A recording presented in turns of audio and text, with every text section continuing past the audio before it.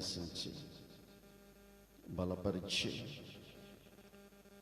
నీ వాక్యమనే ఉదక స్థానం చేసి దాగైనా మచ్చైనా ముడతైనా కళంకమైన లేకుండా మహిమ కలిగిన సంగముగా నిర్దోషమైన సంగముగా ప్రభువా మీ ఎదుట నిలబడగలిగినటువంటి నాయన సంఘముగా ఈ జీవం కలిగిన సంఘాన్ని మీ వాక్య ప్రత్యక్షతలో అనుదినము మమ్మల్ని శుద్ధి చేసి సిద్ధపరచమని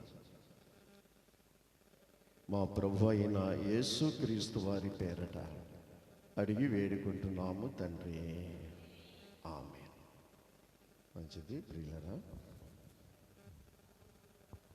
కూడొచ్చిన దేవుని పిల్లలైన మీ అందరికీ ప్రభు పేరట వందనాలు చెల్లిస్తున్నాను. ఈ సమయంలో మన వాగ్దానం, ఆ వాగ్దానాన్ని కాస్త చదువు లేనటువంటి బిడ్డలకు పదే సార్లు జ్ఞాపకం చేస్తున్నాను. అయ్యో అనే మాట ముందుగా వాడబడ్డది. అయ్యో అనే మాట అది ప్రమాదకరమైనటువంటి సమయాల్లో వాడే మాట. ఈ అయ్యో అనేటువంటి మాట ఈ ప్రపంచంలో ఏదో ఒక మూల, ఏదో ఒక సంఘటన అయ్యో అనే సంఘటనలు జరుగుతూనే ఉంటాయి. మన జీవితాల్లో అయ్యో అనే పరిస్థితులు కూడా రావచ్చు. అవి రాకుండా చూసుకోవలసినటువంటి బాధ్యత కూడా మనకి ఎంతైనా ఉంది.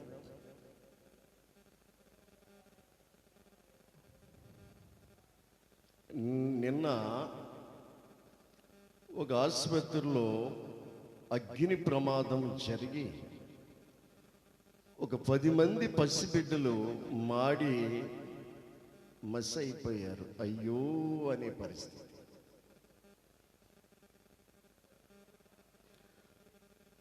దేవుడి దగ్గరికి వెళ్ళి సంతోషంగా కుటుంబం అంతా వారు కానుకలు మొక్కుబళ్ళు చెల్లించుకుని వస్తూ ఉంటే మధ్యలో యాక్సిడెంట్ అయ్యి 6గురిలో 4 శవాలయ్యి రహదారిలో పడిపోయారు. అయ్యో అనే పరిస్థితి.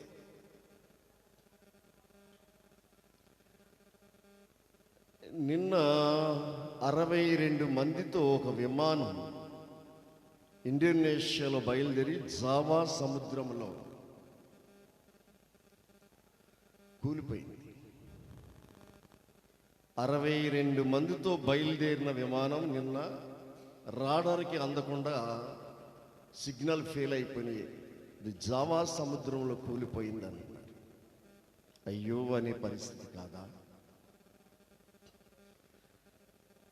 మన బంధువులకి ద్వారా ఏమైనా జరిగితే అయ్యో అయ్యో అయ్యో అని పరుగులెత్తే పరిస్థితులు వస్తాయి. దేవుని ఆత్మ ఇచ్చిన వాక్కు నిర్లక్ష్యముగా మనం ఉండకూడదు. దానిని గ్రహించుకుంటూ మన జీవితాల్లో నడవలసిన బాధ్యత మనకుంది. నీ పరుగు ఎక్కడికి? ఈరోజు మానవుడు ఉదయం లేచిన కానించి మళ్ళీ ఇంటికి వచ్చే వరకు పరుగు పరుగు పరుగు పరుగు.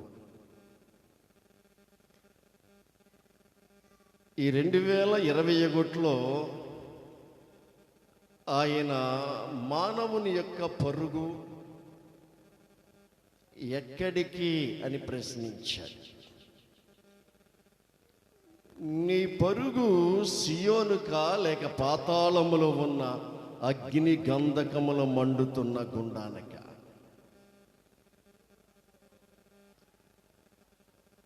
నీ పరుగు ఆకాశ మహాకాశాల్లో ఉన్న ఆ సియోను అనబడిన పరిశుద్ధ స్థలానిక, భూమి కింద పాతాళములో మండుతున్న అగ్ని గంధకముల గుండానికి నీ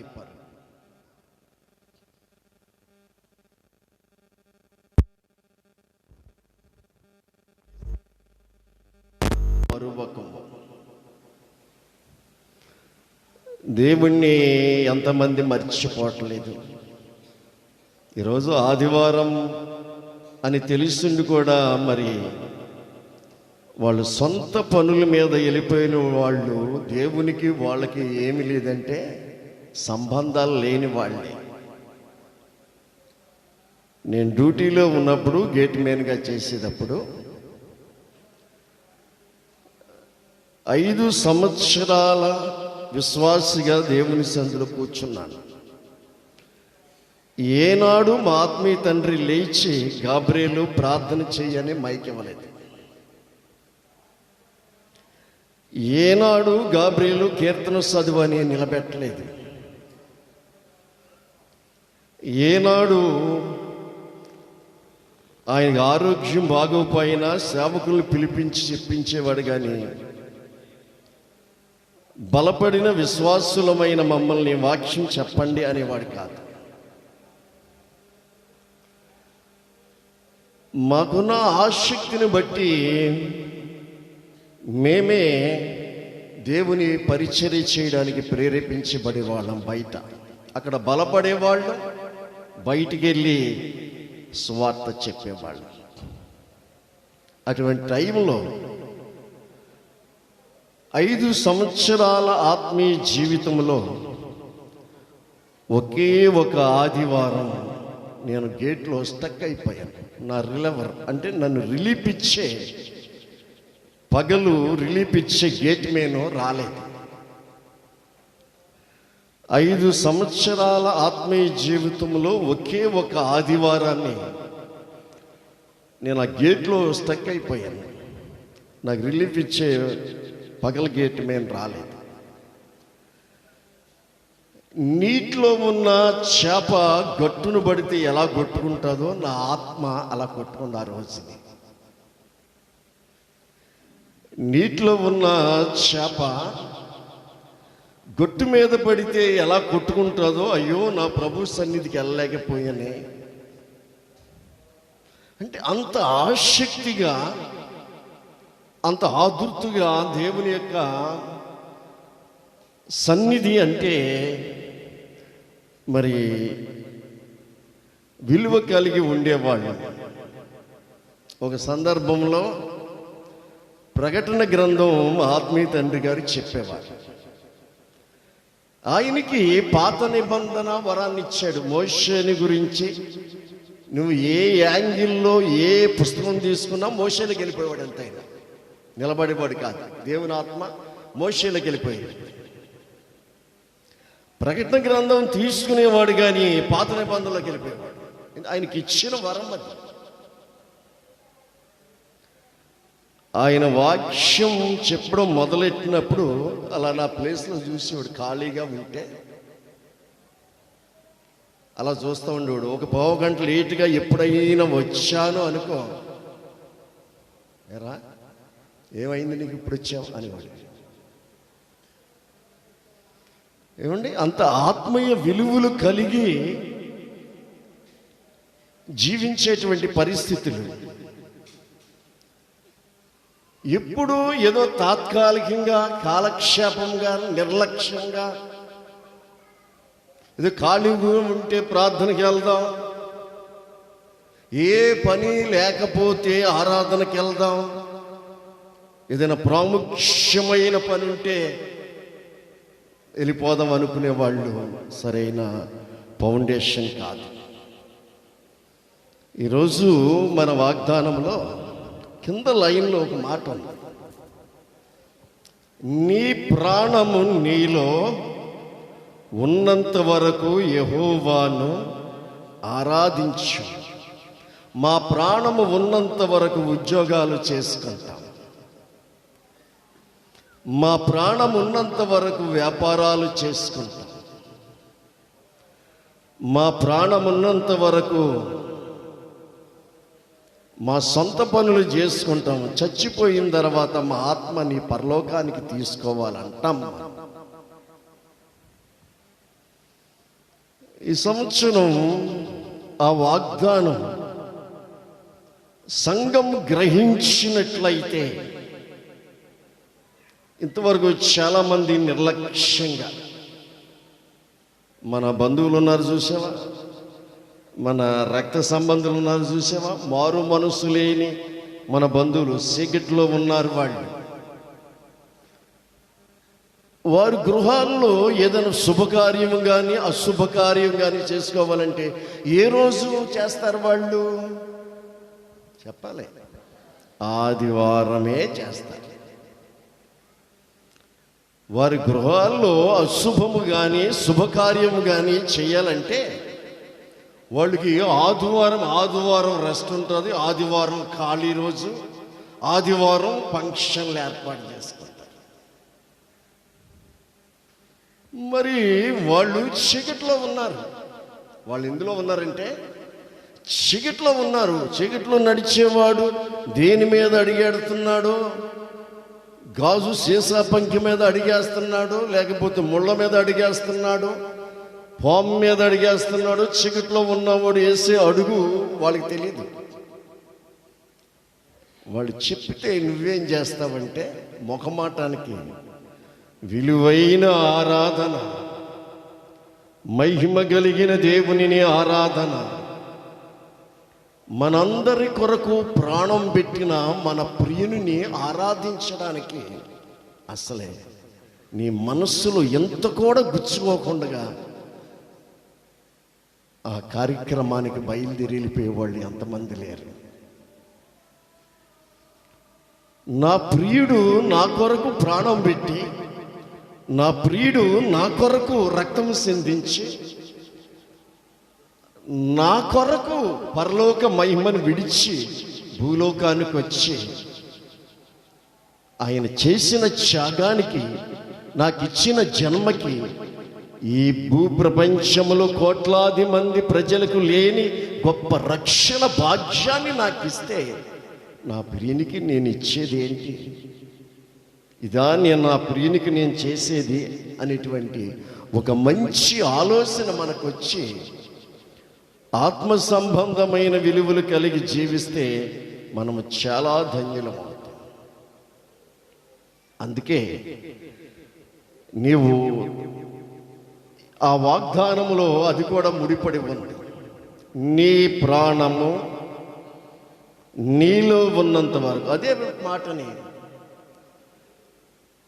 నా ప్రాణము నాలో ఉన్నంత వరకు నిన్నే ఆరాధించేదని పాటలో కూడా, ఆ పాటలో కూడా దేవుడు నా ప్రాణం నాలో ఉన్నంత వరకు నిన్నే ఆరాధించేదా, నా ప్రాణం నాలో ఉన్నంత వరకు నిన్నే ఆరాధించేదా, జయగానమే నా విజయ గీతము, పోరాటమునే నా జయ గీతమే, జయగానమే నా విజయ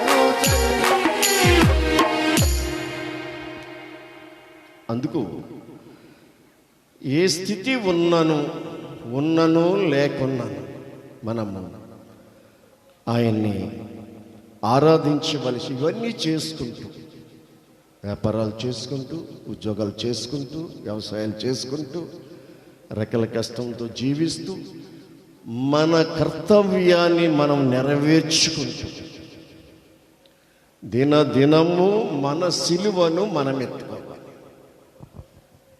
చాలామంది అమాయకంగా మాట్లాడుతూ ఉంటారు. అన్ని కష్టాలేనండి, అంతా మాకు శోధనేనండి, మాకు ఏది కలిసి రావట్లేదండి, అంటిది అంటట్లేదండి, ముంటిది ముట్టట్లేదండి, అన్ని కష్టాలేనండి అనేవాళ్ళు ఉన్నారు. వాళ్ళు జీవితాల్లో జరిగేది ఏంటంటే, ఒకటి, నీకు ఆత్మీయ స్థితిలో ప్రభుకి నీకు సరైన సంబంధాలు లేవు. అనుదినము నీ ప్రభుతో నువ్వు మాట్లాడుకునేటువంటి స్థితి కావాలి. రెండోది, నీవు ఇంట్లో జీవించినా, ఈదులోకి వెళ్ళినా దేవుని బిడ్డలాగానే మాట్లాడాలి, దేవుని బిడ్డలాగానే నడవాలి. నువ్వు ఎరిగిన వారి దగ్గరున్నా, ఎరగని వారి దగ్గర ఉన్నప్పటికీ కూడా నువ్వు దేవుని బిడ్డలాగానే జీవించాలి. బిడ్డలను గమనించాలి. అందుకు ఎప్పుడైతే నువ్వు ఆయనతో సంబంధాలు కలిగి ఉంటావో నీకు వచ్చే కష్టాలు కష్టాలుగా కనిపించవు. అసలు ఆయనతో సంబంధాలు లేవనుకో, రకరకాల శోధనలు, జడివానలు వచ్చి పడతాయి, పోరాటాలు వచ్చి పడతాయి. ఆ జడివానలు వచ్చి కొట్టినా అది విజయ గీతంగా మారుస్తాడు దేవుడు. మన జీవితాల్లో పోరాటాలు వచ్చిన జయగీతాలుగా దేవుడు ఏం చేస్తాడంటే మారుస్తాడు. నువ్వు దేవునితో సంబంధం కలిగి ఉంటే శత్రువు కొన్ని శోధనలు తీసుకొచ్చిన, జడివానలు, పోరాటాలు వచ్చిన అవి నిన్ను నాశనం చేయడానికి రావు. ఈ విషయాన్ని రెండు ప్రభుతో సంబంధం లేకపోవడం వల్ల వస్తుంది, ప్రభుతో సంబంధం కలిగి ఉండడం ద్వారా వస్తుంది. అది ప్రభుతో శోధనలు, కష్టాలు, శ్రమలు, ఇబ్బందులు, ఇరుకులు ఎందుకు వస్తాయి? ప్రభుతో సంబంధం లేకపోవడం వల్ల వస్తాయి. ఆ ప్రభుతో సంబంధం లేకపోవడం వల్ల వచ్చిన వాళ్ళు గాలు చేస్తారు దేవుణ్ణి. అదే ప్రభుతో సంబంధం ఉన్నప్పుడు వచ్చినటువంటి వాళ్ళు నిరీక్షణ కలిగి ప్రభు వైపు చూస్తూ ఉంటారు. బిడ్డలారా, అందుకే ఈ అయ్యో అనే పరిస్థితి మొట్టమొదటి మాట మరి కొనసాగుతుంది కాబట్టి ఆ మాటనే మరొకసారి చదువుకుందాం. పరిశుద్ధ గ్రంథంలో ప్రవక్త అయిన యెషయా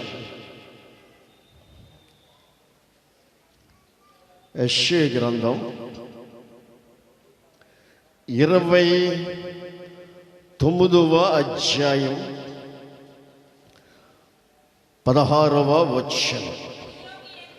అయ్యో మీరెంత మూర్ఖులు, దేవుడు అంటున్నాడు. ఇశ్రాయేలు ప్రజలతోటి అయ్యో మీరెంత మూర్ఖులు, కుమ్మరికిని మట్టికిని భేదము లేదని ఎంచునా.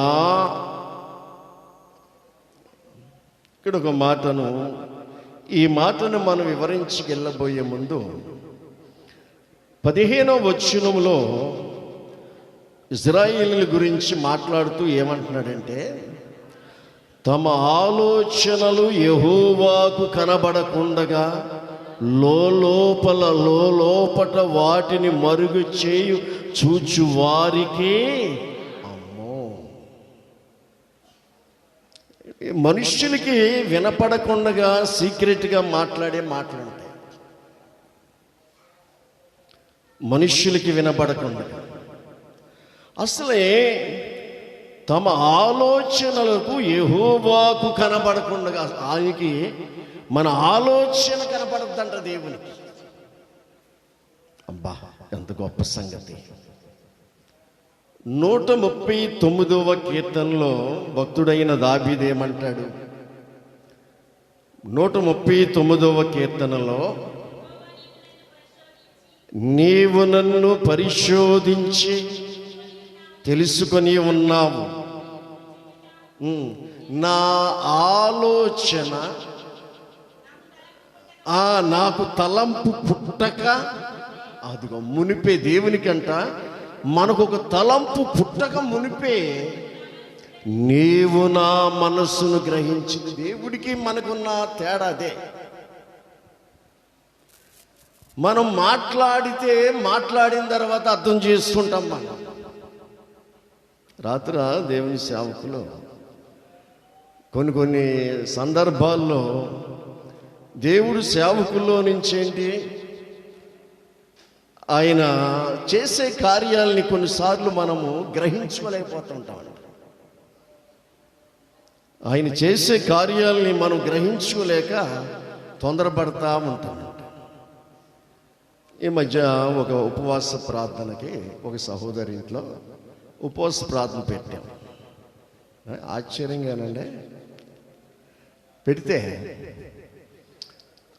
ఒక సహోదరి ఆత్మీయ తల్లి ప్రార్థన చేస్తుంది. మరో సహోదరి అంది,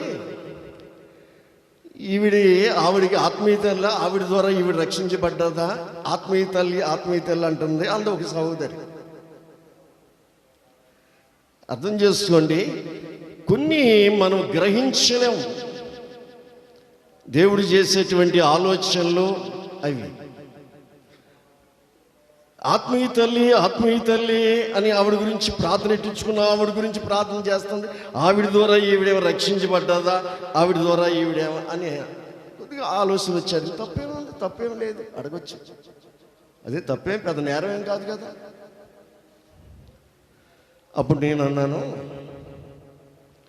అమ్మా, ఆ ప్రార్థన ఎట్టించుకున్న ఆవిడ కూతురు వచ్చింది. పొరపాటులో నా తండ్రి అనే మాట కానీ నా తల్లి అనే మాట కానీ అంటలేదు ఆవిడ. నా తండ్రిని దర్శించు, నా తల్లిని బలపరచు అని పొరపాటులో ఆ మాట అంటలేదు. అప్పుడు నేను అనుకున్నాను, ఆ సహోదరికి మంట వచ్చి ఆవిడ తల్లి అనకపోతే ఈవిడ నా ఆత్మీయ తల్లి అందేమో అన్నాను. దేవునికి స్తోత్రం. ఏమండి, సహజంగా ఏ తండ్రి అయినా ఏ తల్లినైనా, ప్రభువా నా తండ్రిని దర్శించు, నా తల్లిని దర్శించు అనే మాట అంటారు కడుపు పుట్టిన పిల్లలు. ఆ మాట ఆ బిడ్డ నోటి రాలేదు ఎందుకో. అప్పుడు ఈ సహోదరికి మంట వచ్చిందేమో, నువ్వు తల్లిని తల్లి అనలేకపోతే నా సహోదరిని తల్లి అంటానన్న. దేవునికి స్తోత్రం. కొన్ని విషయాలు మనము బయటకు వస్తేనే కానీ గ్రహించలేం. మీరు కొత్త సంవత్సరం ప్రారంభంలోనూ ముగింపులో కొద్దిగా కాస్తంత ఇంతవరకు నిల్చోబెట్టి పాడిచ్చాడు, ఇప్పుడు కూర్చోబెడుతున్నాడు ఏంటంటే చాలామందికి ఆలోచనలు రావచ్చు. నటమే వచ్చింది, నేను కూర్చుని పాడతలేదా? ఒకసారి కూర్చుని పాడతాం, నటమే వచ్చింది. ఏమైనా నుంచుని పాడితే కొమ్ములు వచ్చేస్తాయా, లేకపోతే కూర్చుని పాడితే ఏమైనా కొమ్ములు తగ్గిపోతాయా? దేవునికి స్తోత్రం.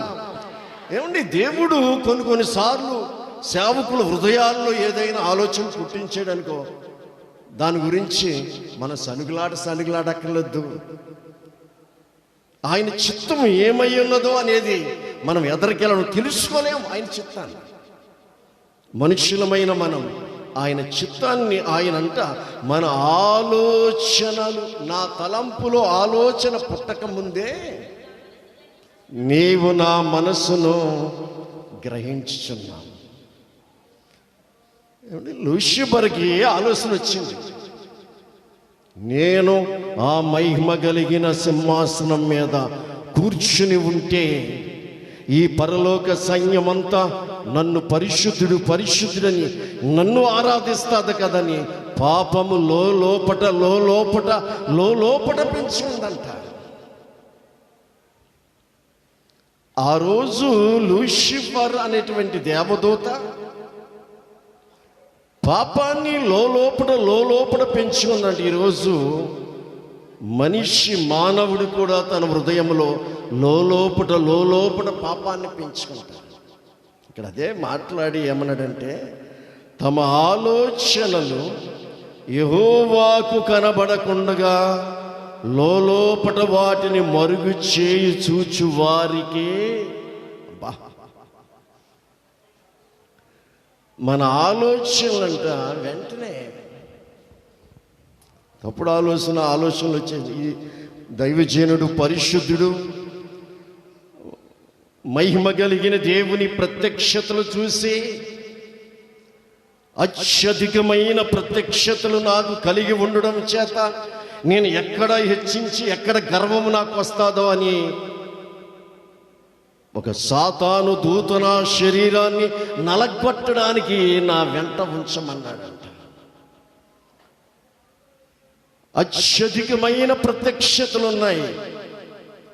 మూడో ఆకాశానికి దేవుడు తీసుకెళ్లి మాట్లాడిన మాటలు, మిట్ట మధ్యాహ్న సమయంలో సూర్య తేజస్సు కంటే మిక్కిలి తేజస్సు కలిగిన యేసయ్య ఆ వెలుగును చూసినటువంటి ప్రత్యక్షత,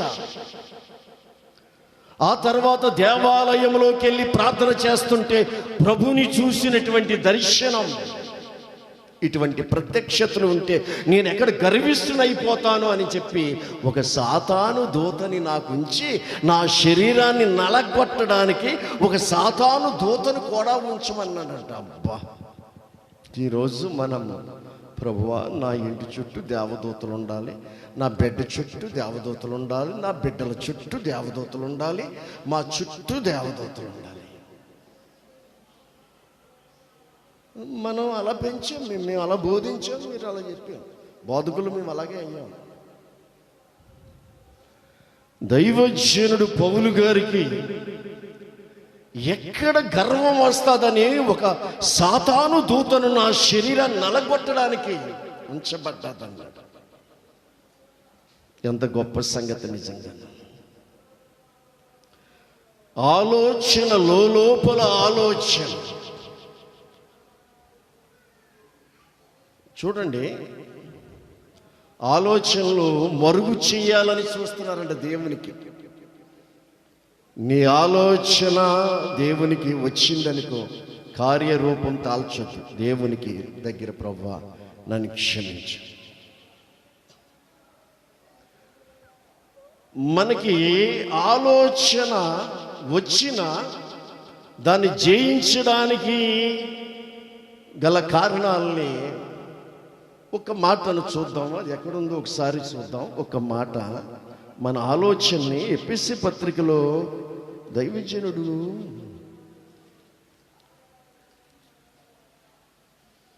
చూడు, ఫిలిప్పీయులకు రాసిన పత్రిక 3వ అధ్యాయము, ఫిలిప్పీయులకు రాసిన పత్రిక 3వ అధ్యాయం 180వ పేజీ ఏమండి 6వ వచనాన్ని చూద్దాం. 6వ వచనం, 4వ అధ్యాయం 6. ఫిలిప్పీయులకు రాసిన పత్రిక 4వ అధ్యాయము 6వ వచనం. దేవుని గూర్చియో దేనిని గూర్చియో దేనిని గురించి చింతించొద్దు. చింత ద్వారా నువ్వు కుంగిపోవడం తప్ప నీ జీవితంలో దేవుడు ఏదైనా చెయ్యాలి అనుకుంటే ఎవడూ ఆపలేడు. దేవునికి స్తోత్రం. నీ జీవితంలో ఏదైనా అది నీకు మేలు కాదు అనుకుంటే దేవుడు దాన్ని రాకుండా దూరపరుస్తాడు. దేవుడు మాట్లాడుతుంటే చింత చూడు, ఎంత విచిత్రమైన చింత అంటే, ఒక అమ్మాయి పరీక్షలు రాసింది, డిగ్రీ పరీక్షలు రాసింది, పాస్ అయ్యింది, పాస్ కూడా అయ్యింది, కానీ ఆత్మహత్య చేసి చచ్చిపోయింది. ఇదే విషయం తండ్రి. మంచి చదువు చదివింది, పాస్ అయ్యింది, ఆత్మహత్య చేసుకుని చచ్చిపోయింది. ఇదేం సింతం చూస్తే ర్యాంక్ రాలేదంట ఆ అమ్మాయికి. చూసారా ఏంటి, ఏం రాలేదు ఆ అమ్మాయికి? ర్యాంక్ రాలేదంటే. ఎందుకు? పాస్ అయింది బాగానే చదువు, ర్యాంక్ రాలేదని చెప్పేసి చచ్చిపోయింది. చాలా విచారకరమైన విషయం. ఈరోజు నీ డబ్బున్న వాళ్ళకి దేవుని జ్ఞానం లేదు, చదువున్న వాళ్ళకి దేవుని జ్ఞానం లేదు, గొప్ప గొప్ప వాళ్ళకి దేవుని జ్ఞానం లేదు. వాళ్ళు దాన్ని నమ్ముకుని నాశనం అవుతున్నారు.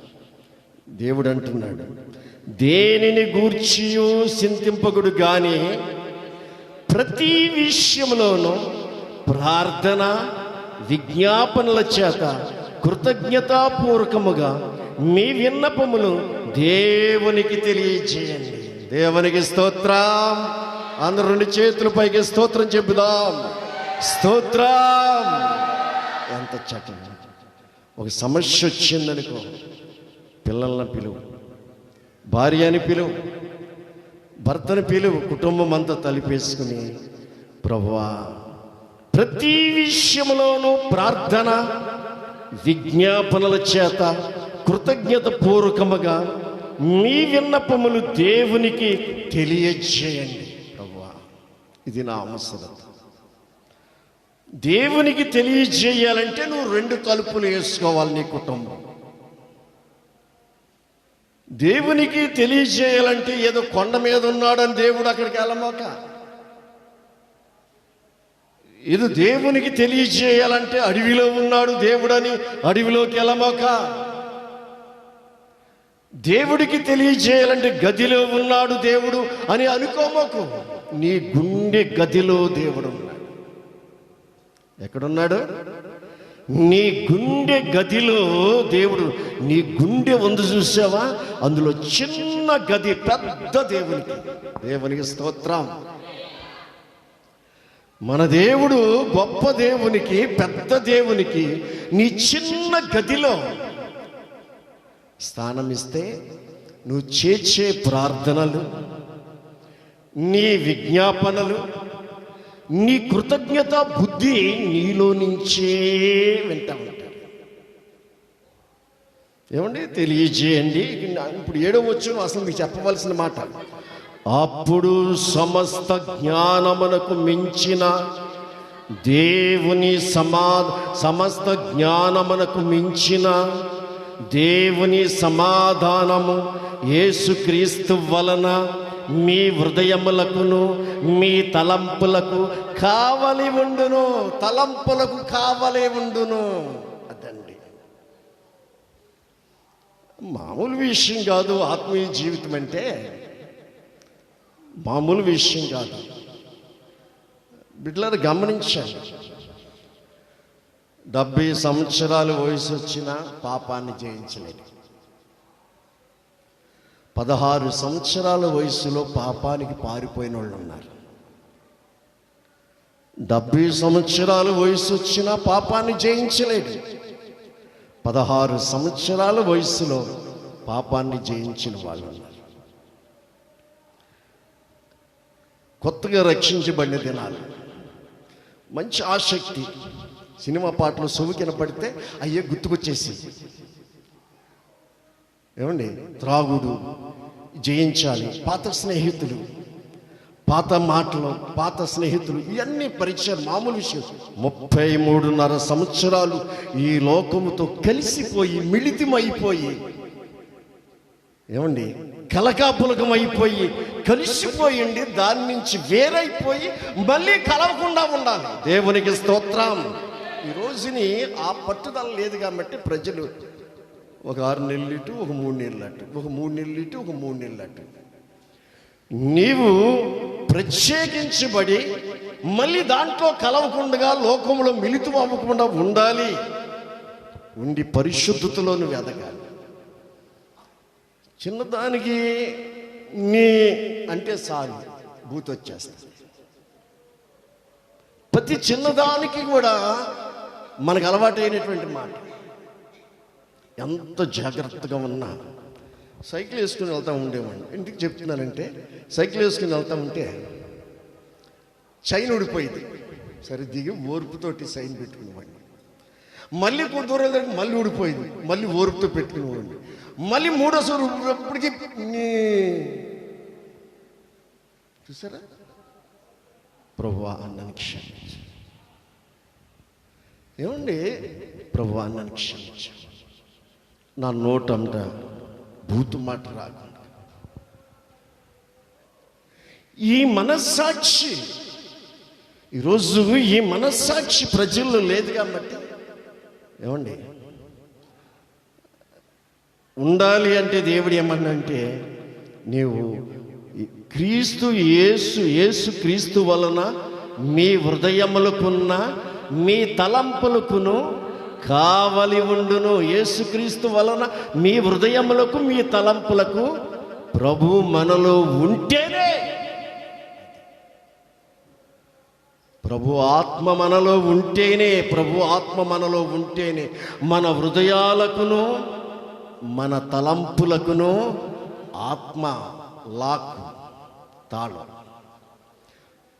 లోపల ఆలోచనను కనబడకుండా దేవునికి దాచుకునే వాళ్ళు ఉన్నారు. ఆలోచన చూడు, సామెతలు 10వ అధ్యాయం వల్ల చూడు, 10వ అధ్యాయము 20వ వచనంలో ఒక మాట ఉంటుంది.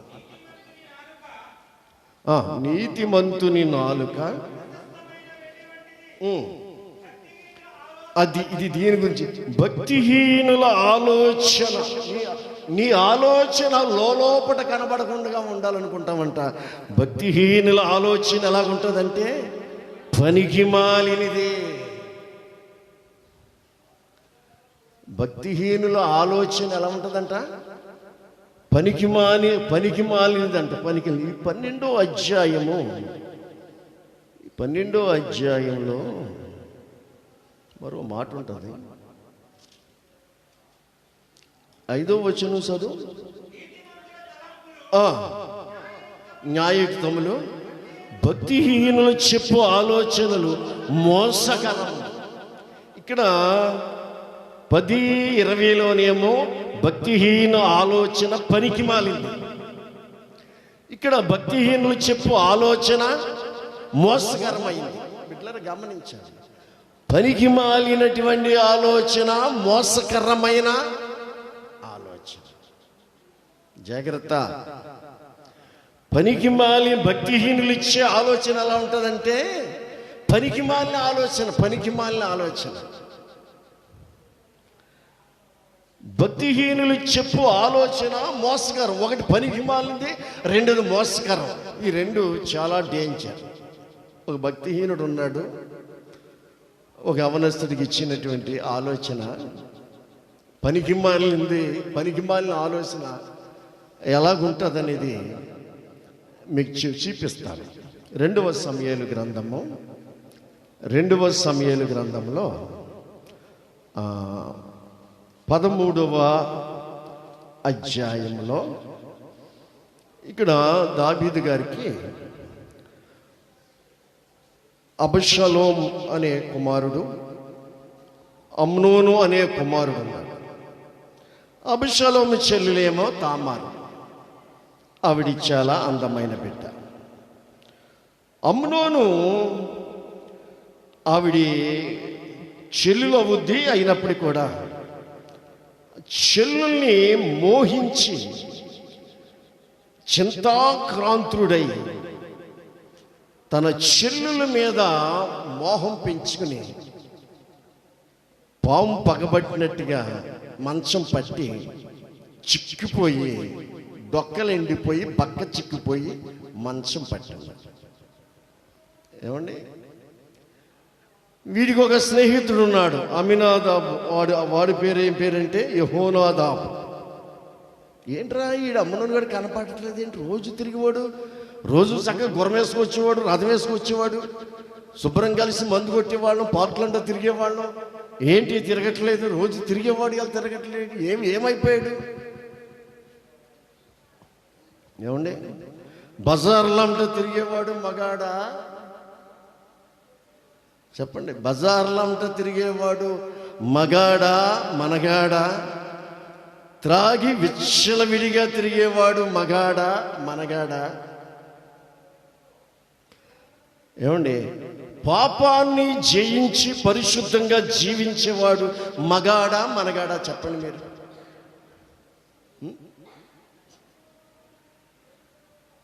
ఏమండి, ఇంట్లో నుంచి బయటికి వెళ్ళిపోతే మగోడు కాదు. బజారంతా తిరిగి తిని తాగి విచ్చలవిడిగా జీవిస్తే వాడే నిజమైన మగాడు. బిడ్డలారా, ఈ లోకం ఆలోచనలు అలాగుంటాయి. నేనేమంటానంటే ఏమండి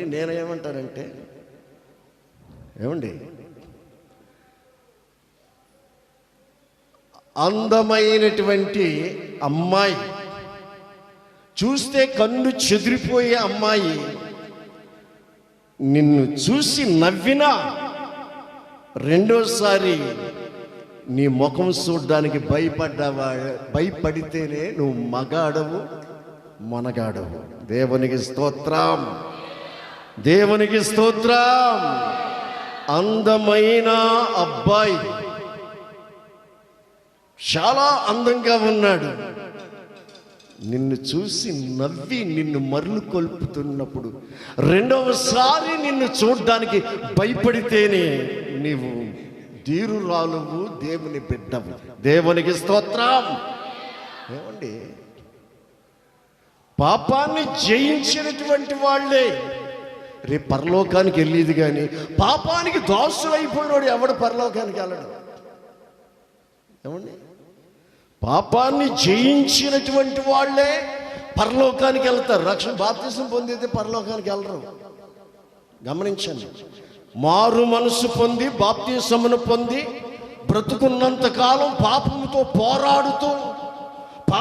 పోరాటం జరుగుతూ ఉంటూ ఆ పోరాటంలో నీ ప్రాణం పోయినా, ఆ పోరాటంలో నీ రక్తం ఆవిరైపోయినా, ఆ పోరాటంలో నీ కులం నిన్ను వెలివేసినా, ఆ పోరాటంలో నీ మతం నిన్ను వెలివేసినా, ఈ ఆత్మ సంబంధమైన పోరాటంలో నువ్వు రాలిపోవాలి. దేవునికి స్తోత్రం. అప్పుడు పరలోక ద్వారం సమృద్ధిగా తెరవబడుతుంది. దేవదూతలు ఎదురు చూస్తాయి. బిడ్డలారా, ఇడు చిక్కిపోయాడు. ఏంట్రా తిరిగేవాడు, అత్తమానం బజారం తిరిగేవాడు కనపడతలేదు ఏంటి? ఒక రోజు వెళ్ళేవాడికి ఇటు ముచ్చెత్తి పడుకుంది. ఏంట్రా వత్తలేదేంటి? ఏంటంటే, ఇదిరా సంగతి, నా చెల్లుల్ని మోహించానురా. రే పనికి మాలేదవా, రై పనికి మాలోడా, బుద్ధి లేదేంట్రా నీక? చెల్లుల్ని నువ్వు మోహించేవా? అసలే బుద్ధి ఉందేంట్రా అని చెప్తే అసలే మరో రకంగా ఉండేమో అమ్ములోని చరిత్ర. భక్తిహీనుల ఆలోచన మోసకరము, భక్తిహీనుల ఆలోచన పనికిమాలినది అన్నాడు. పనికిమాలిన ఆలోచన ఇచ్చాడు. ఏమన్నాడంటే, రే నేను ఒక ప్లాన్ చెప్తాను చేయరా అన్నాడు. ఏంటి? నువ్వు జబ్బు చేసినట్టు పడుకోరా, మీ డాడీ వస్తాడు, దాబీద్రాజు గారు. మీ డాడీ వచ్చినప్పుడు మీ చెల్లెలు తామర ఉంది కదా, ఆవిడ వంటతోటి ఓ పూరి చేసి చపాతి చేసి తినాలని ఉంది నాన్న అని చెప్పు. వస్తుంది. వచ్చిన తర్వాత నువ్వు చేయవలసిన చేతి కదా. పనికి మాలిన ఆలోచన, మోసకరమైన ఆలోచన.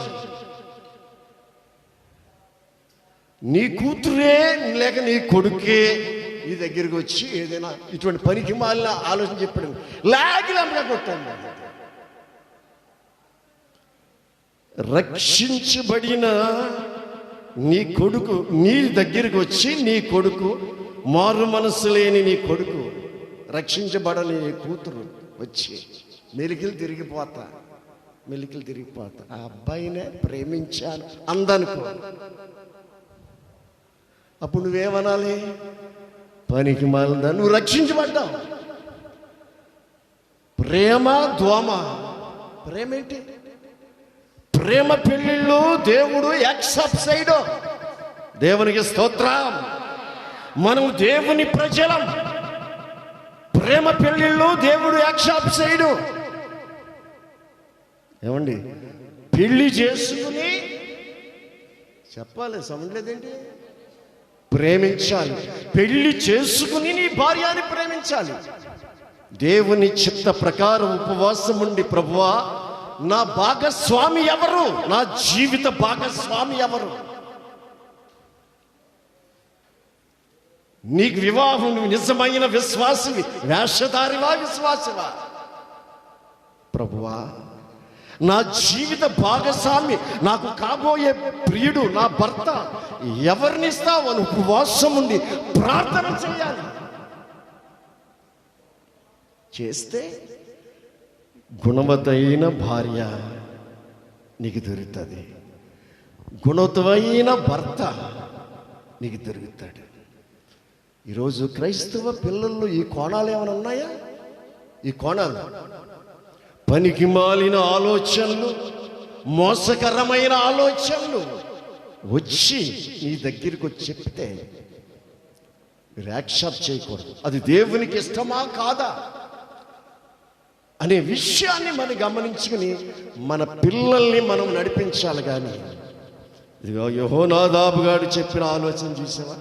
బుద్ధి చెప్పడం మానేసి, తప్పురా ఏంటిది, నీ తండ్రి రక్తాన్ని పంచుకు పుట్టిన తల్లులు వేరైనా తండ్రి ఒక్కడే కదంటరా, పనికి మాలిన వాడా అని చెప్పి గద్దించడం మానేసి పనికి మాలిన ఐడియా ఇచ్చాడు, పనికి మోసకరమైన ప్లాన్ ఇచ్చాడు. సఫర్ చేయముడు, పరుల పాపంలో మీరు పాలు, జాగ్రత్త.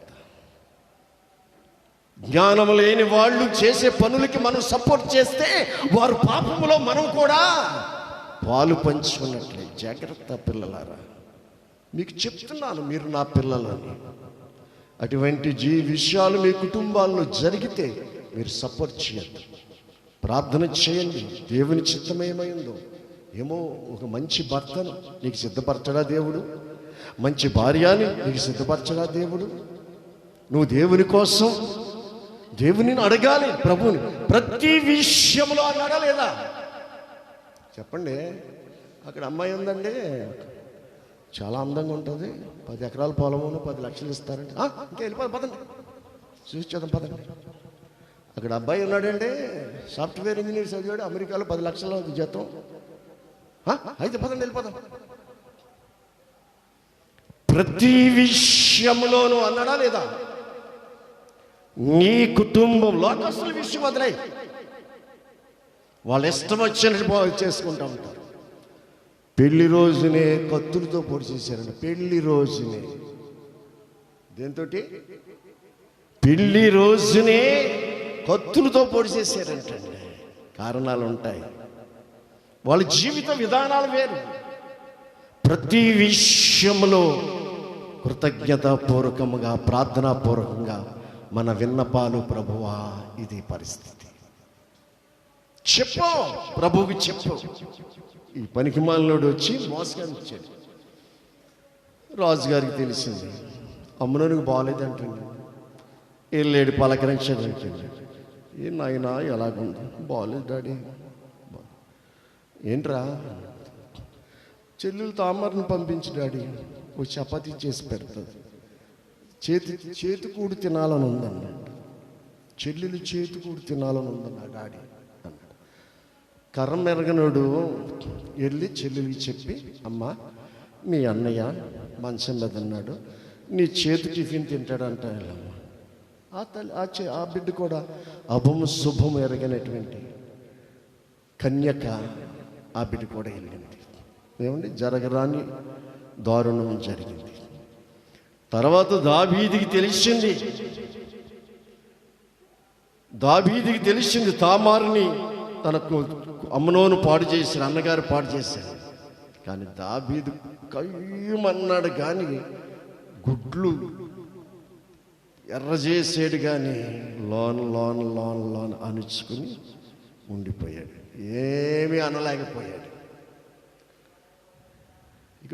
ఇక్కడ బిడ్డ ఉంది, మీకు చెప్తాను.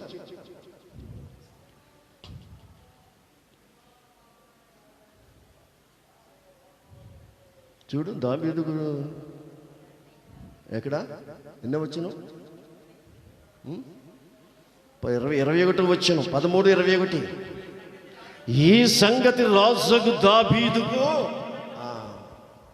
కూతురు జీవితం పాడైపోయిందని తెలిసింది. వినబడినప్పుడు అతడు బహు రౌద్రము కలిగిన తెచ్చుకొనిను, కానీ ఏమీ చేయలేదు. దావీదుకి తెలిసింది కానీ బహు రౌద్రం తెచ్చుకున్నాడు, కానీ ఏమీ చేయలేకపోయాడు. ఎందుకు చేయలేకపోయాడు? ఏమండి, కొడుకేమో 13వ తరగతి చదివితే కొడుకు 11వ తరగతి, తండ్రి 11వ తరగతి చదవండి. 11వ అధ్యాయము 2 సమయాలు 11వ అధ్యాయంలో ఏమండి గమనించి 2వ వచనంలో బెత్షెబా విషయం, ఉరియా భార్య బెత్షెబా విషయంలో అతను చేసినటువంటి తప్పు, పొరుగువాని భార్య అని ఆశించి బలిసిన గుర్రం వల్లే పళ్ళు గిలించుకుంటూ తిరుగుతున్నారన్నాడు దేవుడు. తండ్రి గద్దించవలసిన వాడు, తండ్రి మందలించవలసిన వాడు, కుమారుడు తప్పు చేస్తే ఇది తప్పు అని చెప్పలేక రౌద్రం తెచ్చుకుని ఏమనలేకపోయాడంటే, డాడీ నువ్వు చేసింది ఏంటి, నాకు పెద్ద చెప్పేతను నువ్వు చేసింది ఏంటి అంటాడు అబషాలోము. ఈరోజు మన పిల్లలు చెడిపోవడానికి కారణాలు కుటుంబంలో ఉన్న తల్లిదండ్రులు నడక, వారి ప్రవర్తనే కారణం. మనం ఏది చేస్తామో వాళ్ళు అదే చేస్తారు, మనం ఏది మాట్లాడతామో వాళ్ళు అదే మాట్లాడతారు, వాళ్ళు ఏది కళ్ళారా చూస్తారో అదే వాళ్ళు చేస్తూ ఉంటారు. కళ్ళారా చూసిందే చేస్తారు. ఒక కుటుంబంలో కొడుకుని చాలా గారంగా పెంచుకున్నాడు, పెళ్లి చేశారు. కోళ్ళు వచ్చి కొద్ది ఇసిరిపాటి కోళ్ళు ఏంటి ఏమండి, ఏ కోళ్ళ కదా, ఇసిరిపాటి కోళ్ళ అన్నమాట. వచ్చిన 6 నెలల్లో కొడుకుని మార్చి వేరే కాపురం పెట్టడం కాదు కానీ ఉద్యోగం పేరిట ఊరే ట్రాన్స్ఫర్ చేసింది. ఉద్యోగం పేరిట ఊరే ట్రాన్స్ఫర్ చేసింది, వెళ్ళిపోయారు శుభ్రంగా. ఏంటి ఇవి ఉద్దేశం? ఏ ముసలోళ్ళు మనకెందుకు వచ్చింది? ఈ ముసలోళ్ళని మన మధ్యలో ఉంటే వీళ్ళకి వండి పెట్టాలి, టిఫిన్ ఇవ్వాలి, బట్టలు ఉతకాలి, ఇవన్నీ చేసి పెట్టాలి. నా భర్తకు ఉద్యోగం వచ్చింది అంతే, వేరే ఊరు ట్రాన్స్ఫర్ చేస్తాను, వెళ్ళిపోయారు. సంవత్సరాలు గడుస్తున్నాయి, పెద్దోళ్ళు అయ్యారు. పాపం వీళ్ళు ఆర్థిక పరిస్థితి బాగాలేదు ముసలోళ్ళకి. సరే కొడుకు కోళ్ళు ఉన్న ఏరియాకి వెళ్ళారు. కొడుకు ఉద్యోగానికి వెళ్ళేటప్పటికి అరుగు మీద కూర్చొని ఉన్నారు. కోటలో కూర్చోబెట్టి ఉంచింది. లోనికి వెళ్ళింది. ఎప్పుడు వచ్చారు? పొద్దుటానికి వచ్చారా? సరే వాళ్ళకి కొడుకున్నాడు కాబట్టి భోజనం అయి పెట్టారు. తర్వాత మన గదిలో ఉంటే ఎలా కుదురుతుంది? మనం ఎదురుగుండగా దొడ్డు ఉందా, దొడ్లో చిన్న గుడిసేయండి, అందులో కాపురం ఉంటారు. ఏమండి, మనతో ఉంటే కుదరదు, గుడిసేయండి, కాపురం ఉంటారు. సరే భార్య చెప్పిన మాట వినాలి కదా. భార్య చెప్పి, మనం దేవుని పిల్లలం, మనకొచ్చే ఆలోచనలకి యేసు ప్రభు వారి ఆత్మ మనలో ఉంటే తలంపులకు ఆలోచనలకు ఏముంటది? కాపలా. దేవునికి స్తోత్రం. కాపలా ఉంటది. లోకస్తులకి అది ఏముండదు, దేవుని ఆత్మ ఉండదు. ఎదురుగా గుడిసేసి అందులో పెట్టి ఒక నొలక మంచం పడేసి, ఏమండి వాళ్ళు ఇదివరకు కుక్కకు పెట్టే ప్లేట్ ఒకటి శుభ్రంగా కడిగి ఒక ప్లేట్ ఇచ్చి ఆ ముసలోళ్ళకి ఆ ఒక ప్లేట్లోనే ఒకళ్ళు తిన్నాక వాళ్ళు కడుక్కొని వాళ్ళు ఒకళ్ళు తినాలని అంత కండిషన్ కఠినంగా పెట్టేసింది వాళ్ళు. ఏం చేస్తారు? కష్టపడుకోలేరు, 10 రూపాయలు సంపాదించలేరు, జీవితం వెళ్ళదెదరకే. సరే అలాగే ఉంటున్నారు. అలాగే జరుగుతుంది. జరుగుతూ ఉంటే కొన్ని రోజులు అయిన తర్వాత వీళ్ళు తింటున్న కంచం చూసావా? వీళ్ళు తింటున్న కంచం, ఆ కంచం పోయింది. ఈ ముసలోళ్ళు తింటున్న కంచం చూసావా? అది పోయింది. పోతే ఏమైంది కోళ్ళు అనుకుంది. మా మామగారు దాచేసి ఉంటాడు, వీళ్ళిద్దరూ దీంట్లోనే తిన్నారని మా మామగారు దాచేసి ఉంటాడు అని చెప్పి కొడుకు వచ్చిన తర్వాత మళ్ళీ ఏమిచ్చిందంటే, ఏమిచ్చిందమ్మా? మీరు చాలా సీరియస్గా చూస్తున్నారు వీళ్ళు. నా ఇంకా మీరు బాగానే ఉన్నారు కానీ వీళ్ళు చాలా సీరియస్ అవుతున్నారు. కొడుకు వచ్చిన తర్వాత కీ ఇచ్చింది. మీ నాన్నగారండి వాళ్ళు తినవలసిన భోజనం ఆ ప్లేటు కనపడకుండా చేసేసాడు, మాయం చేసేసాడు కనపడకుండాను. కొత్తది ఇవ్వాలంట వాళ్ళకి, కొత్తది ఇవ్వాలి. సింధులు దొక్కేస్తుంటే కొడుకెళ్ళి అడిగాడు, నాన్న ఏం చేసావురా? నేను తీయలేదురా, నేను తిని నేను ఎందుకు నాకు పాడు చేసుకుంటాను రా, నేను తీయలేదురా అని చెప్పేసాను. లేదు మీరు దాచారంటుంది కోళ్ళు వచ్చి. అమ్మ తల్లి అంటుంది, లేదు నేను తెలియలేదు, ఎవరెట్టుపోయి తెలియదు అంటుంది. వీళ్ళు కేకలేసుకుంటుంటే మనవడు వచ్చాడంట అంటున్నాడు. ఏమొచ్చాడు? మనవడు వచ్చాడంట. మనవడు వచ్చి డాడీ డాడీ అన్నాడండి. ఏంట్రా అని. మీరేం కేకలేసుకోవద్దు డాడీ, మమ్మీ ఆ గిన్నె నేనే దాచాను అన్నాడంట. నువ్వెందుకు దాచావరా అంటే, మమ్మీ మరి నాయనమ్మ అమ్మమ్మ ఇప్పుడు వీళ్ళు తాత మా అమ్మ వీళ్ళిద్దరికి డాడీ ఈ గిన్నెలో పెట్టాడు కదా, రేపొద్దున నువ్వు డాడీ ఇలాగవుతారు కదా, రేపొద్దున నువ్వు డాడీ కూడా ఇలాగవుతారు కదా, అయినప్పుడు దాన్ని మీకు ఇదే గిన్నెలో పెట్టాలని నేనే శుభ్రం చేసి దాచాను అన్నాడంట. ఏమండి, మనం ఏది చేస్తామో పిల్లలు అదే చేస్తారు. మనం ఏది మాట్లాడతామో మన పిల్లలు అదే మాట్లాడతారు. మన కుటుంబ వ్యవస్థ ఏమండి, కోడలైనా కొడుకైనా ఏమండి, గౌరవము ఏ కుటుంబం అయితే అత్తగారికి ఇవ్వాల్సిన గౌరవము అత్తగారికి ఇవ్వాలి. రాను అది అనే టైప్ దిగుతారు కొంతమంది. నిన్ను ప్రేమించి జ్ఞానం లేని నీ అత్తగారు, నీ అంత జ్ఞానం లేకపోవచ్చు, నీ అంత తెలివితేటలు లేకపోవచ్చు, అయినంత మాత్రాన మర్యాద లేకుండా మాట్లాడకూడదు. దేవునికి స్తోత్రం. ఒకవేళ నీ కోడలు దీనురాలి అవ్వచ్చు, ఒకవేళ నీ కోడలు దీనురాలి తగ్గించుకుని ఉండొచ్చు, కానీ అది ఇది అనే మాట అత్తగారు కూడా విలువలు గౌరవాలు మర్యాదలు కుటుంబం వ్యవస్థలో ఉండాలి. అత్తగారు స్థానాన్ని కోడలు తీసుకోకూడదు, కోడల స్థానాన్ని అత్తగారు తీసుకోకూడదు. ఎవరి స్థానంలో వాళ్ళు ఉండి మర్యాదలు విలువలు కలిగి నువ్వు జీవించినప్పుడు తప్పనిసరిగా ఆ కుటుంబాన్ని దేవుడు ఆశీర్వదిస్తాడు. దేవునికి స్తోత్రం. ఇదిగో దావీదు కళ్ళెర చేశాడు కానీ మాట్లాడలేకపోయాడు. ఎందుకు? అది నేను ఎందుకు చెప్పానంటే, దావీదు కళ్ళెర చేశాడు కానీ అమ్నోన్ని ఏంట్రాలా ఇతను చేసిన పనికి మాలిన పని, ఇతను చేసిన పని. అందుకనే మనం అలాగా ఉండకూడదు. అందుకే దేవుడు అయ్యో మీరెంత మూర్ఖులు అన్నాడు. దేవుడు ఏంటి అంటే, కుమ్మరికిని మట్టికిని భేదం లేదా? కుమ్మరి అంటే యేసు ప్రభువారు దేవుడు, మట్టి అంటే మట్టి మనుష్యులమైన మనము. పరమ కుమ్మరి నా యేసయ్య ఎవరంటే, ఇశ్రాయేలీయులకి కుమ్మరికిని మట్టికిని భేదం లేదని అంచదగిన ఒకటేనా? కుమ్మరి మట్టి ఒకటి ఎలాగవుతారు? దేవుడు మనిషి ఒకటేనా చెప్పండి. అది ఇక్కడ అర్థమయ్యే పాయింట్ ఏంటంటే, దేవుడు మనిషి ఒకటేనా? నిన్ను చంపువాని ఎదుట నువ్వు మనిషివే గాని చెప్పాలి, దేవుడు మాత్రము నిన్ను చంపువాని ఎదుట నువ్వు మనిషివే గాని దేవుడు ఏమండి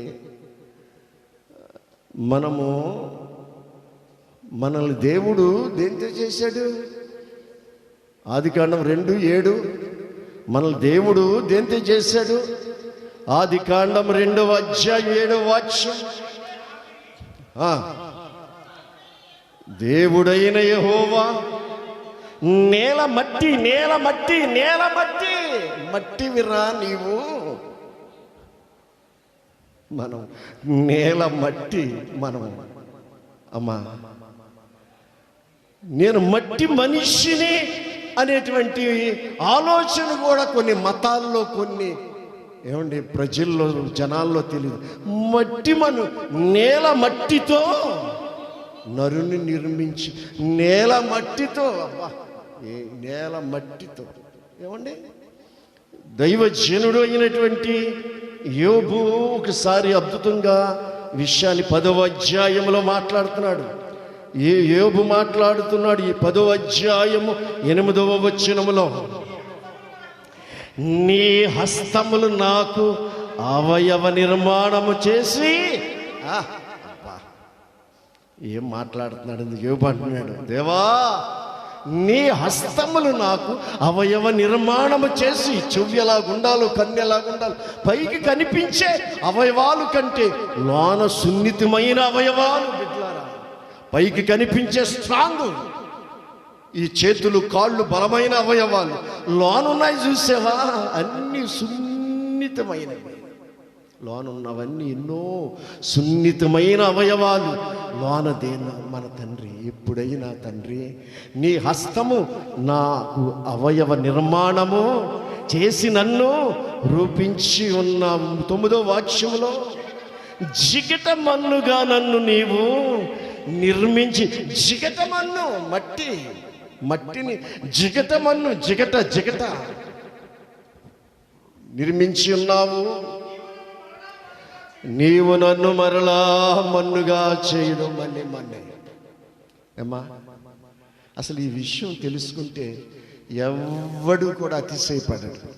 అసలు ఎవడిగా ఆయన మట్టి మనిషి, మట్టితో చేశాం. ఎంత అదురుపాటు ఈ మట్టి మనిషికి. నన్ను మరలా మన్నుగా చేయుదువు. ఒకడు పాలు పోసినట్లు నీవు నన్ను పోసితివి కాదా? ఒకడు పాలు పోసి పెరుగు తోడట్టినట్టుగా తల్లి గర్భములోనే కానీ, లేక మట్టిని జిగట మట్టిని అలాగా పేరబెట్టి, జున్ను గడ్డ ఒకడు పేరబెట్టినట్లుగా నీవు నన్ను పేరబెట్టితివి కదా. చర్మముతోనూ మాంసముతోనూ నీవు నన్ను కప్పితివి, ఎముకలతోనూ నరములతోనూ నన్ను సంధించితివి. జీవమును అనుగ్రహించి నా ఎడల కృప చూపితివి. నీ మంచి రక్షణ చేత నా ఆత్మను రక్షించితివి. దేవునికి స్తోత్రం. ఏమండి, ఆయన నేల మట్టి చేత మనల్ని నిర్మించాడు. మట్టి మనుషులు కుమ్మరి మట్టి. వీళ్ళకి బుద్ధి రావడానికి ప్రవక్త అయిన ఇర్మియాను 18వ అధ్యాయంలో కుమ్మరి వానింటికి వెళ్ళాడు. సారి తిరుగుతుంది, కొండ తయారవుతుంది. కుమ్మరి వాని చేతిలోకి వచ్చింది, ఇడిపోతే దాన్ని మళ్ళీ కలిపేసి మళ్ళీ కొండ చేస్తున్నాడు. ఏమండి, మనం కుమ్మరివాని చేతిలో జిగట మట్టి కొండలు ఆయనకి ఇష్టమైనట్టుగా చేస్తా ఉంటాడు. సారి మీద ఆయన కుమ్మరి, పరమ కుమ్మరి అయ్యున్నాడు. మనమేమై ఉన్నామంటే మట్టి మనుష్యులమై. ప్రసంగి కూడా అంటాడు, ప్రసంగి 3వ అధ్యాయంలో చూడు ఒకసారి, మనం ఎదురుకెళ్దాం. ప్రసంగి చక్కని మాట మట్టి గురించి ఈరోజు చదవమ్మా. ఎన్నో వచ్చును? 3:20 వచ్చును. సమస్తము మట్టిలో నుండే పుట్టెను, సమస్తమును మట్టికే మట్టిలో నుండి వచ్చెను, సమస్త మట్టికే తిరిగిపోవాలి. అబ్బా, మనం వేసుకునే బట్ట ఏంటి, తినే తిండేంటి, తాగే నీరేంటి, అంతా కూడా దేంట్లోంచి వచ్చిందంట? భూమిలోంచి వచ్చింది, మట్టిలోంచి. తిరిగి మళ్ళీ ఏమవుద్దంటే మట్టిలోనికి. కానీ ఇశ్రాయేలు ప్రజలు అంటున్నారు, లేదు లేదు, నువ్వు మమ్మల్ని పుట్టించలేదు, నువ్వు మమ్మల్ని కనలేదు, మమ్మల్ని నువ్వు నిర్మించలేదు అని దేవుణ్ణి శోధిస్తూ ఉంటే, రూపించబడిన వస్తువు, రూపించిన వాణ్ణి నువ్వు రూపించలేదు అంటే బాగుంటుందా? నువ్వేమి కంటున్నావు అని తండ్రిని అడిగేవానికి శ్రమ. నువ్వేమి గర్భము ధరించావు, ఆడపిల్ల కంటున్నావా మగపిల్ల కంటున్నావా అని గర్భిణీ స్త్రీని అడుగువానికి శ్రమ అన్నాడు. పిచ్చి పిచ్చి మాట్లాడుతూ ఉంటారు. ఆవిడ పిల్లలు లేరు, పెళ్ళి అవలేదు అని అఘోరిస్తే పెళ్లి చేసేది దేవుడు. పెళ్ళైన కంచి పిల్లలు లేరు అని ఏడిస్తే గర్భపాలం ఇచ్చాడు. ఇచ్చిన కాడి నుంచి ఆడపిల్ల పుడితే అబ్బో అండి, ఒక్క బాధ కాదు, ఒక్క మాట కాదు, నువ్వు మగపిల్లోని కంటేనే మళ్ళీ మా గుమ్మం తక్కువ, మళ్ళీ మా ఇంటికి రావాలి, నువ్వు ఆడపిల్ల కంటే మా ఇంటికి రావడానికి వీల్లేదు అని సంసారాలు ఆప్ చేసేసిన వాళ్ళు ఎంతమంది లేరండి? అత్తమామలు ఎంతమంది లేరండి ఈ లోకంలో? నువ్వేమి గర్భము ధరించేవని అడుగువానికి శ్రమ అని చెప్పి దేవుడు మాట్లాడు. జాగ్రత్త. అందుకే అయ్యో మీరెంత మూర్ఖులు, కుమ్మరికి మట్టి తేడా లేదా? మట్టి అంటే మనిషి, కుమ్మరి అంటే దేవుడు. నా పరలోకపు తండ్రి, నా మంచి కుమ్మరి, నా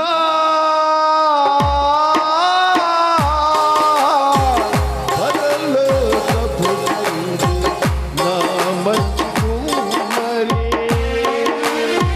నీకిష్టమైన పాత్రను చేయ నన్ను విసరేయక సారెపై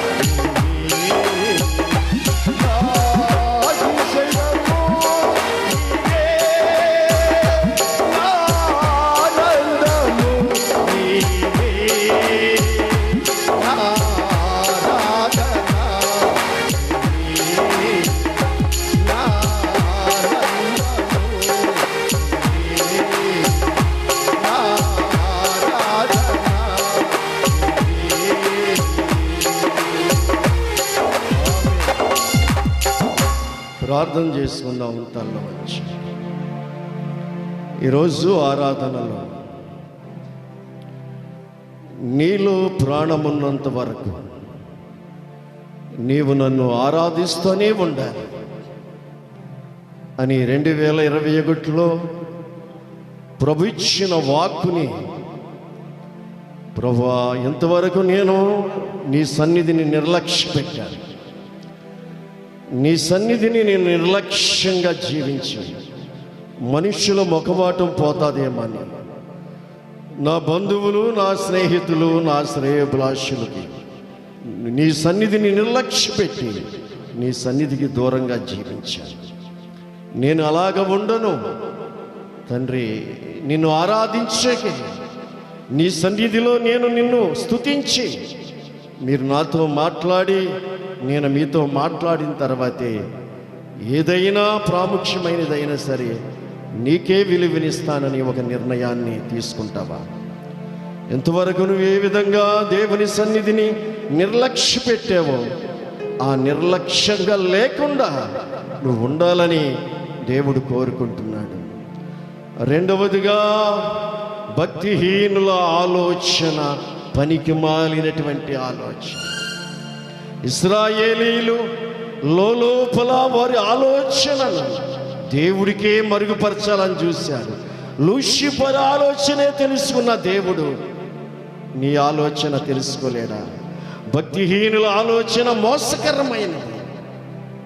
ఇదిగో అభినాదాబేలి అమ్మనోనికి ఇచ్చిన ఆలోచన మర్డర్లు జరిగే వరకు, మానభంగాలు జరిగే వరకు కుటుంబ వ్యవస్థ అంతా రక్తపాతముగా మార్చబడిపోయింది. యెహోనాదాబు ఇచ్చినటువంటి ఆలోచన అమ్మనోనికి, ఒకవేళ నీవు రక్షించబడి నువ్వు దేవుని బిడ్డవై నీ కుటుంబంలో ఎవరైనా దేవునికి విరోధమైన ఆలోచన చెప్పితే, మోసకరమైన ఆలోచన చెప్పితే, ఇది పనికి మాలిన ఆలోచన చెప్పితే నువ్వు దాన్ని సపోర్ట్ చేయొద్దు, దాన్ని నువ్వు సపోర్ట్ చేయొద్దు. ప్రభువా, నా కుటుంబం పట్ల నీ చిత్తమయమైంది, నా బిడ్డ ఉద్యోగం పట్ల మీ చిత్తమయమైంది, నా యొక్క భవిష్యత్తు విషయంలో నీ చిత్తమేమైంది, నా బిడ్డ వివాహం విషయంలో నీ చిత్తమేమైంది. ప్రభువా, నీ దేని విషయంలోనూ చింతించొద్దు బిడ్డ. దేవుడు నీతో మాట్లాడుతున్నాడు. ఎన్నో చింతలున్నాయి, దేని విషయంలోనూ చింతించొద్దు.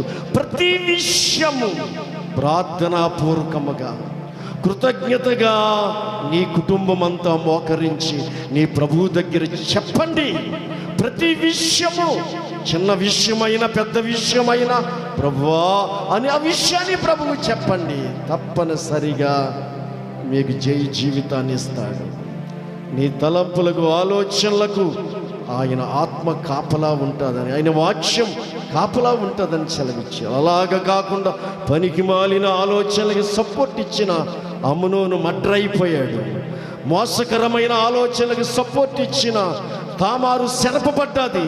దావీదు కుటుంబం అంతా అల్లుకుల్లోలముగా మార్చబడిపోయింది, రక్తపాతముతో మార్చబడిపోయింది. కొడుకులు సైతం తప్పు చేశావని చెప్పలేని స్థితి దావీదు జీవితంలో కూడా.